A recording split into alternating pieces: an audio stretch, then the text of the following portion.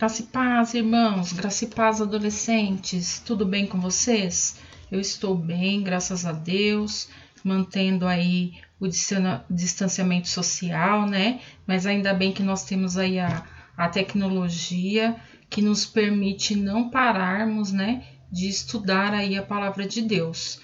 Que bom que nós conseguimos, né? A partir do uso da tecnologia, dar continuidade à nossa escola bíblica, não é verdade?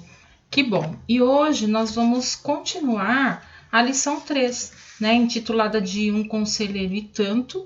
Nós vamos para a aula 2, né? Na semana passada tivemos a aula 1, falamos aí do Espírito Santo, né, da instrução de Jesus com relação à vinda do Espírito Santo aos seus discípulos, e vamos dar continuidade nessa aula hoje, encerrando aí a lição 3. Vamos orar? Pai, agradeço, Senhor, por mais uma oportunidade de estar passando a sua mensagem. Agradeço por estar aqui, promovendo essa aula aos adolescentes, a tantos lares em que eles estão reunidos recebendo de Ti. Senhor, que os seus corações estejam abertos à sua mensagem, que eles possam compreender, que eu possa, Senhor, aqui hoje passar a mensagem de uma forma que eles consigam entender o que o Senhor quer passar a eles. Senhor, usa-me, coloca as palavras na minha boca, Senhor. Não deixe que eu fale pela carne, mas sim por aquilo que o Espírito Santo quer passar nesta noite. Eu agradeço mais uma vez a oportunidade, agradeço por todos estarmos bem, com saúde, né? Ainda que distantes, com muita saudade, é verdade, com vontade de nos abraçar, como sempre, uma igreja calorosa, uma igreja que está sempre próxima dos seus irmãos, né? Nós sempre estamos promovendo, além dos cultos, os nossos encontros, as nossas comemorações, mas enfim, temos essa orientação e obedecemos e pedimos ao Senhor que isso passe, né? Nossa oração é para que tudo isso passe, que todos nós fiquemos bem, aqueles que nós conhecemos, os nossos familiares, os nossos amigos, que tudo fique bem, que nós possamos muito em breve nos encontrarmos novamente para a congregação juntos, né? E aí em comunhão com os irmãos. Amém? Em nome de Jesus, obrigada. Amém. Vamos lá então? Na aula passada, nós falávamos da instrução que Jesus deu aos discípulos acerca do Espírito Santo, né? Ele dizia aos seus discípulos para que eles aguardassem, né, a vinda do Espírito Santo, aguardassem em oração e reunidos, que ele, Jesus, rogaria ao Pai que lhe enviassem o Espírito Santo, né? Ele prometera que iria embora, mas que deixaria ali um espírito consolador, alguém que ficasse do lado deles para que os orientasse, para que eles pudessem descansar, para que eles pudessem continuar a falar de Jesus por onde eles passassem, né? Nós aprendemos, inclusive na primeira lição, de que foi a partir daí que se constituiu a igreja primitiva, né? Depois disso, os discípulos saíram, né, para outros lugares para disseminar aí a palavra de Deus, né? Para falar de Jesus, para falar das suas maravilhas, né? Para falar desse Espírito Santo que traz um conforto, traz uma orientação, traz um descanso a todos, né? Falamos que todo cristão que reconhece Jesus como seu Senhor, né, e único Salvador, aquele que entrega a sua vida a Cristo, ele tem o Espírito Santo habitando nele, né? Nós temos aqui um Espírito Santo que faz morada na gente, né? E por isso que nós temos que vigiar, né, constantemente para saber se nós estamos cuidando dessa morada, né? Será que você está cuidando aí da sua morada, né, onde o Espírito Santo habita? Isso é muito importante, né? Porque ele tá com você, né? Nos momentos que você tem de tomar uma decisão, nos momentos em que você pode tropeçar e tender a pecar, quem está ali ao seu lado, quem está ali te convencendo de que você não deve, te convencendo do que você deve fazer ou não, é o Espírito Santo, né? Nós falávamos que por natureza o homem ele gosta de pedir conselhos, não é verdade? O adulto às vezes nem tanto, porque por possuir um pouco mais de experiência, a gente acaba tomando as nossas decisões por experiência, pelo que a gente já viveu, né? Não que não pedimos conselhos, mas a gente tem um ímpeto maior assim de tomar a decisão por experiência, o que não é o certo, né? Porque o certo é sempre orar a Deus, sempre pedir para Deus uma direção correta. Mas o adulto tem mais essa coisa de não pedir conselho às pessoas. Mas o jovem, né, o adolescente, em tudo que ele vai fazer, ele quer contar para um amigo, né? Tudo que ele pensa em fazer, ele quer falar para o amigo, ele quer contar, ele quer saber o que o amigo vai dizer, o que ele vai achar, não é? O que minha mãe vai achar, o que meu pai vai achar, o que será que essa professora pode me falar? Então, a tendência de pedir conselho é algo natural do ser humano, né? É inerente a ele. Então, nós temos essa tendência a pedir conselhos às pessoas. E aí, como é que fica esse negócio de falar assim, mas se só Deus é um conselheiro bom, se só o Espírito Santo pode me dar bons conselhos, então eu não devo pedir conselhos a ninguém? Será que seria isso? Não é assim exatamente, né? Eu digo assim que vocês devem sempre, em qualquer decisão que vocês tenham que tomar, em qualquer atitude que vocês tenham de tomar, assim, diante de algumas situações, que vocês orem, né? Porque o Espírito Santo vai se manifestar de alguma forma. E às vezes o Espírito Santo vai usar o seu pai, vai usar a sua mãe, vai usar os seus pastores, vai usar um louvor, uma ministração do culto, um amigo, uma amiga, alguém que você nem conheça.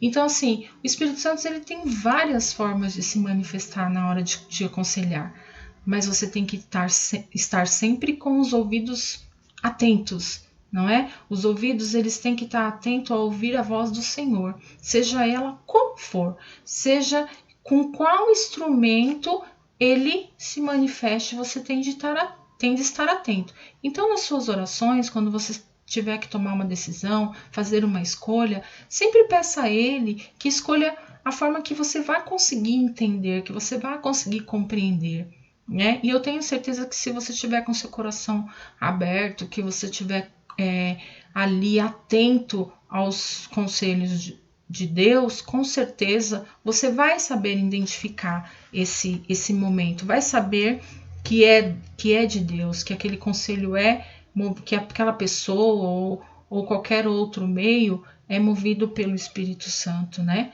Ainda que de repente você não o ouça diretamente, mas você de repente está num culto e aquela ministração ela é ministrada de uma forma e que vai direto ao seu coração com aquilo que você queria como resposta. Então, nós devemos ficar atento a isso e temos também que pedir discernimento. Por quê? Porque nós podemos ter conselhos que às vezes não são conselhos que vindos do Espírito Santo, que são conselhos vindo da carne, né? Então, não por maldade, às vezes por maldade, mas às vezes não por maldade. As pessoas querem aconselhar achando que é um bom conselho, né? Mas, aos olhos de Deus, para você, não seria. aquilo. Então isso também tem que fazer parte da sua oração, pedir o discernimento para saber se esse conselho ele é um conselho vindo da vontade de Deus ou é um conselho da carne daquele que está te dando o conselho, né? Então nós vimos isso, né, na aula passada, né? Como ele se constituiu, e aí nós vimos o momento em que Pedro falava às pessoas, né, lá na cidade de Cornélio, e aquelas pessoas, eles tinham o coração tão abertos àquela palavra, né, eles estavam voltados ali de uma maneira tal que o Espírito Santo desceu sobre todos os que ouviam a mensagem, e Pedro nem havia acabado a pregação ainda, né? E o Espírito Santo desceu. E como que ele desceu? Ele desceu em forma de um vento forte, né? Um Espírito Santo forte, destemido, não é isso? E de repente eles começaram a ver coisas que pareciam com chamas, né? Línguas de fogo. E essas línguas de fogo os tocaram. E essas pessoas que estavam ali, elas foram cheias do Espírito Santo, foram cheias do Senhor. E no momento em que essas línguas de fogo os tocavam, eles falavam em línguas, né? Cada um como o Espírito os capacitavam. Então, qual é a nossa oração? É para ficarmos cheios desse Espírito, né? E como que nós ficamos cheios desse Espírito, né? Nós vimos isso, né, na aula passada. Como buscar esse Espírito, né? Como trazer para a gente a presença do Espírito Santo o tempo todo? Primeiro, aceitando a Cristo como seu único Salvador, não é? E depois disso, você tem que se interessar por essa salvação e procurar meios para alcançá-lo, correto? Então, nessa aula de hoje, nós vamos falar sobre batismo. A palavra batismo, ela vem dos vocábulos gregos baptizo e baptismo, que significa imergir, submergir, mergulhar em fluido, mergulhar em algo que se move, que flui, não é? As águas, não é isso? Então, olha, na sua revistinha diz assim, que as escrituras sagradas nos falam de alguns tipos de batismo. E é isso que a gente vai ver agora. Então, existe aí alguns tipos de batismo. Você sabia disso? Eu acho que você só ouviu falar em batismo nas águas e batismo no Espírito Santo. Mas existe mais um batismo, que é o batismo em Cristo. Esse compreende a identificação do cristão com a morte e ressurreição de Jesus. Ele está relacionado àquele processo em que o Espírito Santo transforma a natureza moral do homem a fim de que ele passe a participar com Cristo da vitória sobre o pecado. Dessa forma, o homem passa a ser participante da natureza de Cristo. Então vamos ler aí Romanos 6, do 3 ao 6, para a gente compreender um pouco melhor o que é esse batismo em Cristo. Diz assim as Escrituras: com certeza vocês sabem que quando fomos batizados para ficarmos unidos com Cristo Jesus, fomos batizados para ficarmos unidos também com a sua morte. O que isso quer dizer? Isso quer dizer que o batismo em Cristo ocorre no momento em que a gente entrega a nossa vida a Jesus, né? E aí a gente crê no quê? O que a gente vai crer a partir do momento que você entrega a sua vida a Jesus? Quando você entrega a sua vida a Jesus, você crê na substituição, né? Você se identifica com a morte do Cristo. Por que você se identifica com a morte do Cristo? Porque Jesus, ele nos substituiu na cruz, assumindo o nosso lugar, né? Então, nós também nos identificamos com a morte dele. Então, diz aqui as Escrituras, fomos batizados para ficarmos unidos também com a sua morte. Então, nos identificamos com isso. E o Cristo tomou o nosso lugar, não é? Assim, quando fomos batizados, fomos sepultados com ele, e por termos morrido junto com ele. E isso para que assim como Cristo foi ressuscitado pelo poder glorioso do Pai, assim também nós vivemos uma vida nova. Então, ao passo que nós morremos, né? Nos identificamos com a morte de Cristo, que assumiu o nosso lugar, não é? Nós também nos identificamos com a ressurreição. Porque se nós compreendemos isso, se nós reconhecemos que o Senhor, ele morreu no nosso lugar, que ele é o único Salvador, né? Que ele é o único Senhor da nossa vida, é o único Salvador, então nós também participamos do quê? Da ressurreição. Para quê? Para que nós vivemos uma vida nova. Pois se fomos unidos com ele por uma morte igual a dele, assim também seremos unidos com ele por uma ressurreição igual a dele. Pois sabemos que a nossa velha natureza pecadora já foi morta com Cristo na cruz, a fim de que o nosso eu pecador fosse morto, e assim não sejamos mais escravos do pecado. Ou seja, a partir daí, esse processo de regeneração, ele é promovido por quem? Pelo Espírito Santo. Então, o Espírito Santo, ele transforma a nossa natureza, regenera a nossa natureza, né, que era de um pecador. Aqui, agora nós somos participante da natureza de Cristo. Nós vivemos um novo nascimento. Deu para entender mais ou menos? Então, a partir do reconhecimento, né, de Jesus como nosso único Salvador, né, desse reconhecimento, dessa entrega, né, quando nós nos entregamos a Ele, nós passamos aí a ser participante dele e nos identificamos com isso. Deu para entender? Depois disso, nós temos o batismo nas águas. E o batismo nas águas, ele vai apontar para o arrependimento dos pecados, não é? Diz assim a sua revista. João Batista percorria toda a terra ao redor do Jordão, pregando o batismo do arrependimento para perdão dos pecados. O batismo nas águas, em nome do Pai, do Filho e do Espírito Santo, é para todos que de coração arrependem-se dos seus pecados e creem que Jesus é o Salvador. Então veja, o que diferencia então o batismo em Cristo do batismo nas águas? O batismo em Cristo é o reconhecimento do Senhor como único e Salvador da sua vida. É a identificação da sua morte e da sua ressurreição, né? Essa identificação do cristão com a morte e com a ressurreição. Para quê? Para que o Espírito Santo possa promover então aí uma renovação, uma regeneração da nossa natureza e proporcionar um novo nascimento. O batismo nas águas é uma confissão de fé. O batismo nas águas, ele aponta para o arrependimento. Então, eu vivia em uma vida onde o pecado era algo consciente, era algo recorrente na minha vida, fazia parte da minha vida, né? O pecado, ele fazia parte, o pecado era algo normal na minha vida.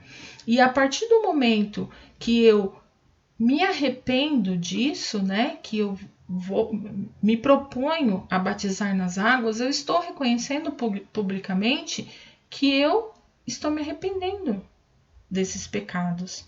Então, qual é o simbolismo que existe aí no ato do batismo nas águas? Então, quando você é submerso, né, a água, quando você desce a água, ele tem um simbolismo de você descer a um sepulcro. É como se você estivesse morrendo para aquela vida. É como se você estivesse descendo ao sepulcro e deixando para trás tudo aquilo que você considerava, não, que você considera não, que você sabe que é pecado. É uma vida mundana, é uma vida de pecados, uma vida da qual você hoje, reconhecendo Cristo como seu Salvador, você reconhece que eram pecados que não pode mais fazer parte da sua vida. Então você se arrepende e no momento que você desce as águas, você deixa para trás aquela vida. E quando você volta, né? Quando você volta daquela imersão, o que acontece? É um símbolo de uma nova vida, da ressurreição. A saída das águas é como se você tivesse escapado da morte, escapado do sepulcro. Então daqui para frente, eu me batizei nas águas, então não serei mais um pecador, hoje eu sou nova criatura, não peco mais. Não, não é isso, né? Até o fim das nossas vidas nós seremos pecadores, não é verdade? E não é isso que nos traz a salvação. Nós sabemos que a salvação ela é gratuita, não é isso? Mas no momento em que nós deixamos para trás toda a vida de pecado, toda a vida mundana que fazia parte da nossa rotina, né? Que era tido como normal na nossa vida, hoje, se nós pecarmos, e vamos pecar, né? E pecamos toda hora, e pecamos todos os dias. Nós pecamos por acidente, vamos dizer assim. Nós pecamos porque em algum momento não conseguimos dominar ali aquele temperamento, sabe? Quando você se fica nervoso com alguma coisa e de repente foge ao seu controle, você tá um pouco fraco ali, você foge ao seu controle, o seu nervosismo e você acaba pecando na ira, né? Ou quando você dá uma topada numa pedra ou algo que está em seu caminho e aquela dor e você acaba por soltar um palavrão. Então, quer dizer, o pecado agora, ele não faz parte da sua vida. Não é algo que é da sua rotina, não é algo que faz parte da sua natureza. É algo que vai acontecer por acidente, é algo que vai acontecer porque você é humano, porque você é um homem, né? Você, embora nós busquemos sempre a santidade, mas nós não estamos isentos do pecado, até por conta da nossa natureza. Então é por isso que sempre nós temos que pedir a Deus para nos ajudar, né? Para nos ajudar em amor, para nos ajudar em dominar os nossos sentimentos, em dominar as nossas fraquezas. Então, oração, jejum, tudo em prol do quê? Dessas coisas que a gente não consegue sozinho, né? Porque sozinho não conseguimos mesmo. Porque nós somos falhos, né? E não vamos conseguir. Então, o batismo nas águas é isso, é se arrepender do seu pecado e crer que Jesus é o único Salvador, e crer que Jesus é o único Senhor da sua vida. Então, fomos batizados em Cristo quando aceitamos a Ele, quando reconhecemos e nos identificamos com a sua morte e sua ressurreição, né? A partir daí somos nova criatura, o Espírito Santo nos regenera e nos faz uma nova pessoa, uma vida, um novo nascimento.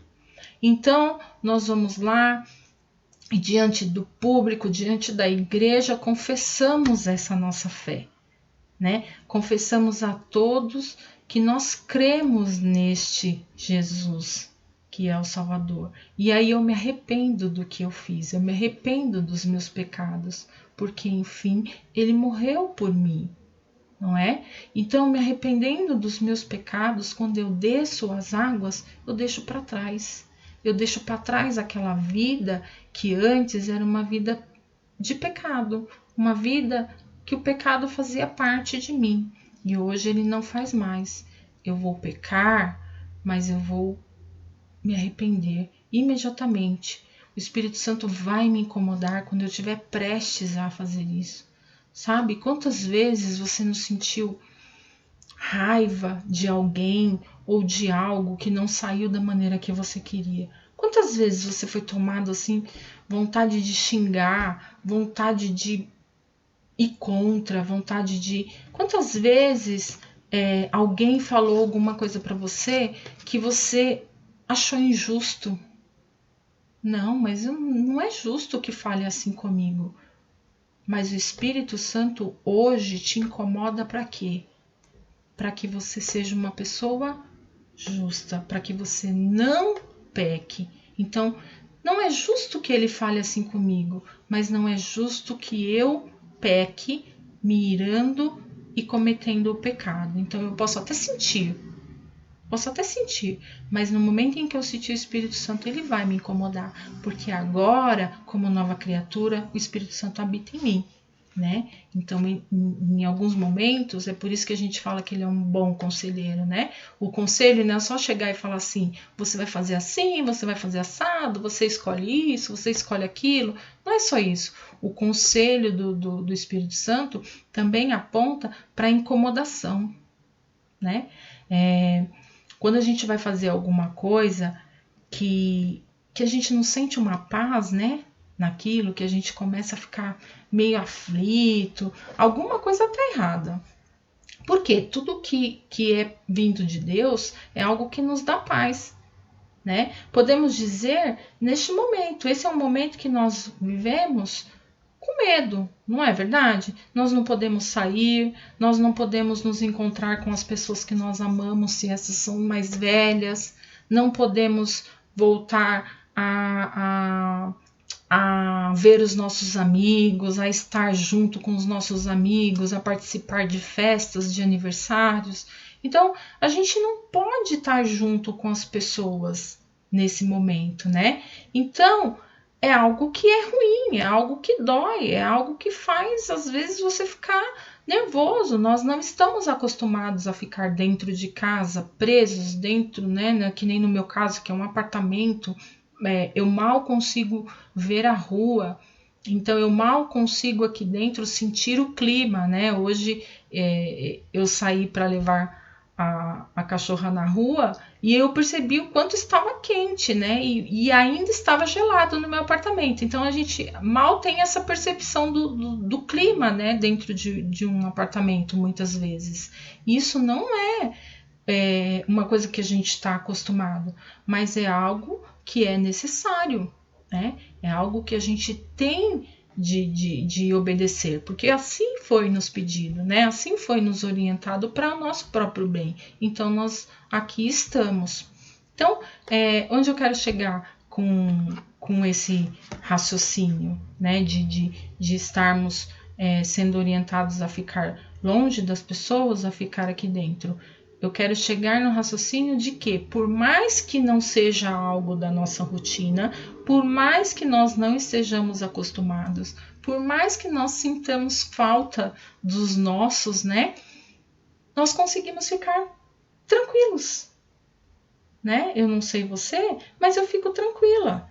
Então eu faço uma coisa, faço outra, eu acho até que eu estou trabalhando mais do que se eu estivesse indo para a escola. Então eu acabo cuidando da minha casa, fazendo algumas coisas que eu deveria ter feito e não houve tempo para fazer, ou estudando um pouco mais, ou lendo a palavra de Deus.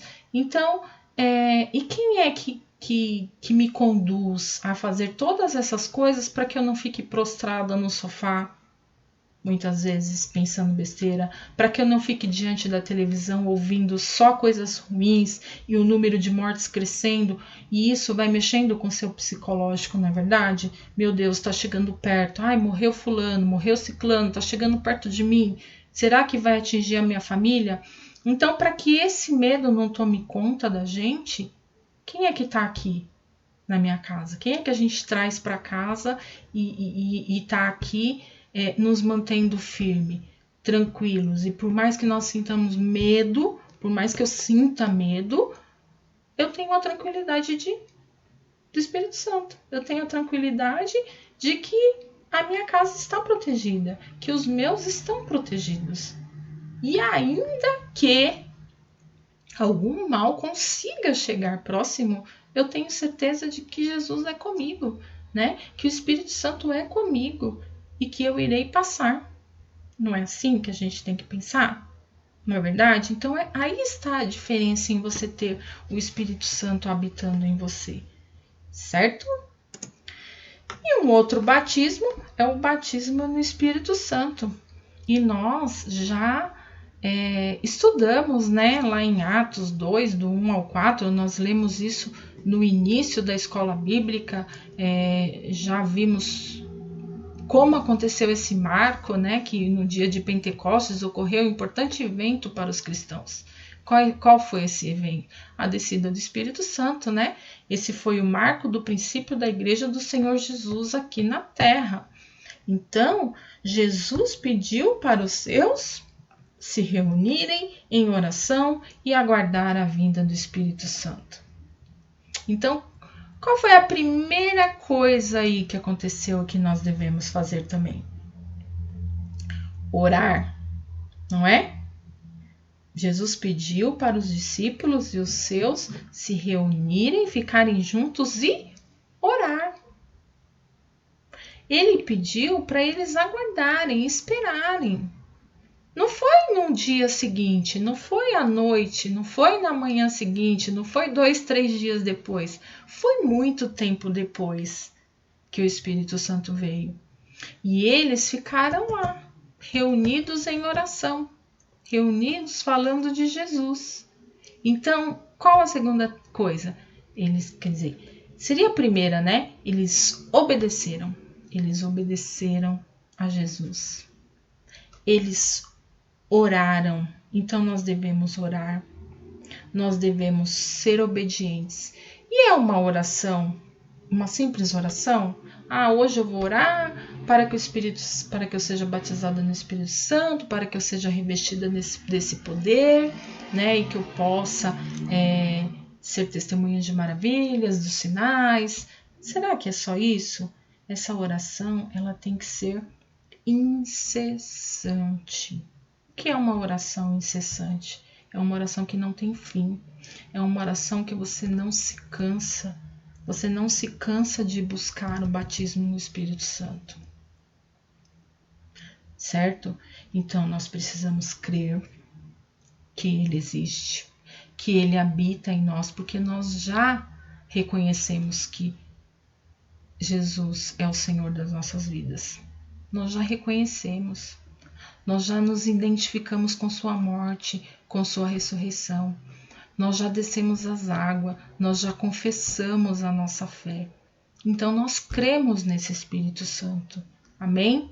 Se nós cremos nesse Espírito Santo, nós temos que buscá-lo incessantemente em oração, crendo e sendo obediente. Sabe por quê, irmãos? O batismo no Espírito Santo, ele é uma dádiva de Deus concedida ao cristão, a qual enche plenamente o coração dos servos do Senhor, revestindo de poder e encorajando para proclamar o Evangelho. Os discípulos de Jesus, eles são exemplos disso, não é verdade? Então, quando a gente se enche do Espírito Santo, não é para dizer, sou cheio do Espírito Santo. Eu sou uma pessoa cheia do Espírito Santo, né? Ficar se gabando o tempo todo dizendo que você é uma pessoa cheia do Espírito Santo. Não é para isso que você se enche do Espírito Santo. Você se enche do Espírito Santo para proclamar o Evangelho. Não é assim? Para ir, não é? Em Marcos 16,15 diz, vão pelo mundo inteiro e anuncie o evangelho a todas as pessoas. E para fazer isso, nós precisamos estar cheios do Espírito Santo. Sabe por quê? Porque quando você for falar com as pessoas sobre o Evangelho, quando você for anunciar o Evangelho, não é na carne que você vai falar. Não é o que você acha, que você pensa das Escrituras. É que o Espírito Santo vai te conduzir a falar. É o que aquela pessoa, naquele momento, precisa ouvir. Não é? Não é falando para um pecador que ele vai para o inferno se ele continuar fazendo determinada coisa, que nós vamos ganhá-lo para Jesus.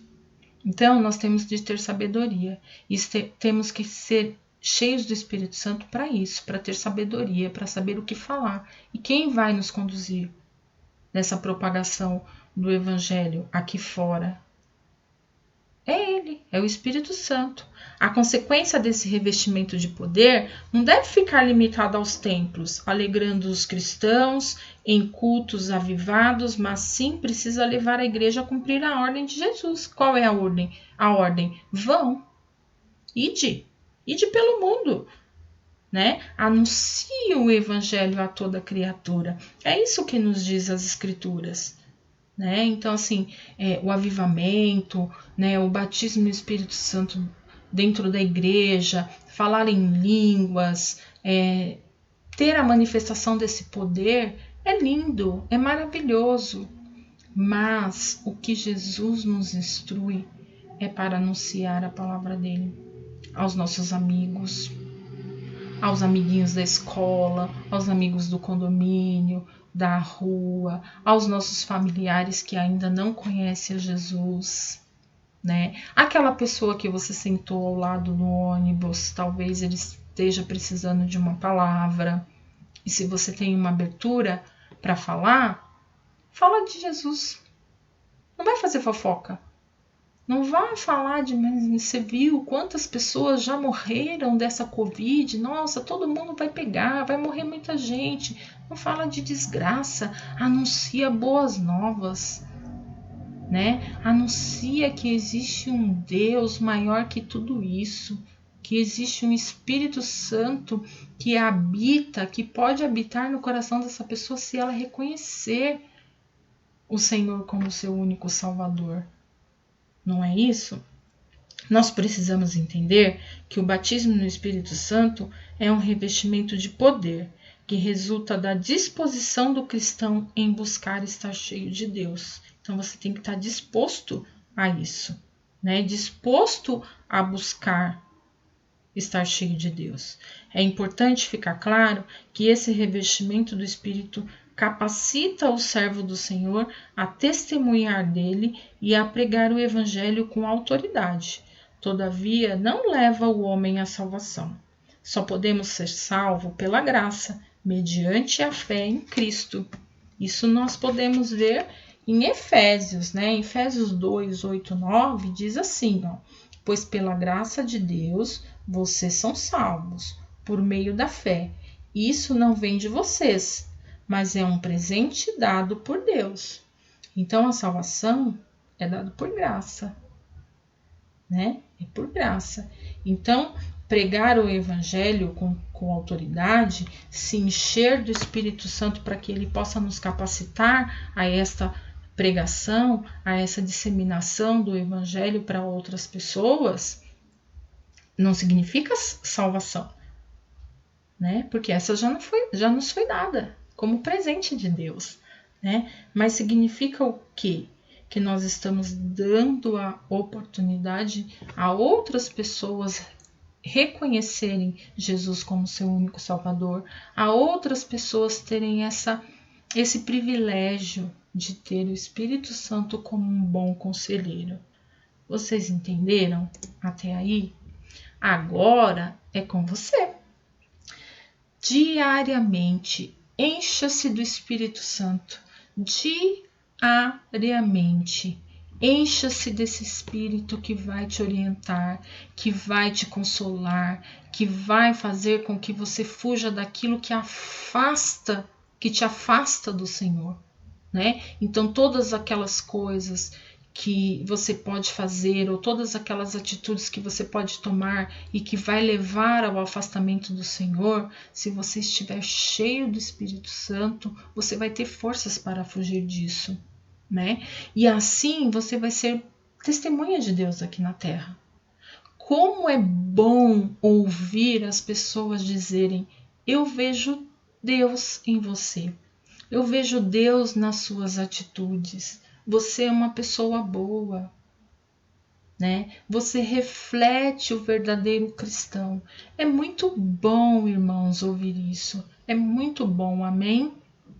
Não é bom ouvir como de vez em quando eu ouço as pessoas falarem: olha lá, isso porque é crente, isso porque vai para a igreja, isso porque não corta o cabelo, isso porque só veste saia. Então, assim, o cristão, ele tem, né, uma cobrança maior dentro da sociedade, né? Ele tem uma cobrança maior. Então, para nós propagarmos a palavra de Deus, para nós disseminarmos, né, sair por aí, né, E falar para as pessoas de Deus, para falar do Evangelho, nós temos que estar cheios do Espírito Santo. Porque somente Ele nos dará força, somente Ele nos conduzirá e nos afastará daquilo que é ruim, daquilo que não é agradável ao Senhor. Então, a minha oração é para que vocês, adolescentes, a partir de hoje, né, se não faz, né, se vocês não fazem isso, orem mais, né? Vai lá para o seu quarto, em vez de pegar o celular, ficar batendo papo, ficar olhando Facebook, né? Conversa com Deus, peça mais dele, peça que ele esteja fazendo morada em seu coração, peça que ele te conduza a conseguir falar para as pessoas dele, a ser testemunha de Deus na terra. Peça para que ele te afaste de tudo aquilo que não agrada. Peça para que ele mude o que tem de ser mudado. Peça para que ele coloque a sua natureza o mais próximo da natureza de Cristo, para que você consiga testemunhar, para que você consiga compreender e entender que este sim é um bom conselheiro. Amém? Espero que vocês tenham compreendido. Espero que a aula de hoje ajude aí os adolescentes que possuem a revista conseguir responder. Eu ainda estou aguardando vocês com as respostas aí para a gente corrigir. Basicamente, tudo que eu falei em aula aqui responde às atividades aí. Vocês têm mais algumas atividades a responderem, né? E qualquer dúvida, me procura aí no WhatsApp em particular. Eu agradeço a oportunidade. Tenham todos uma boa semana e até a próxima aula. Beijo, saudade de vocês!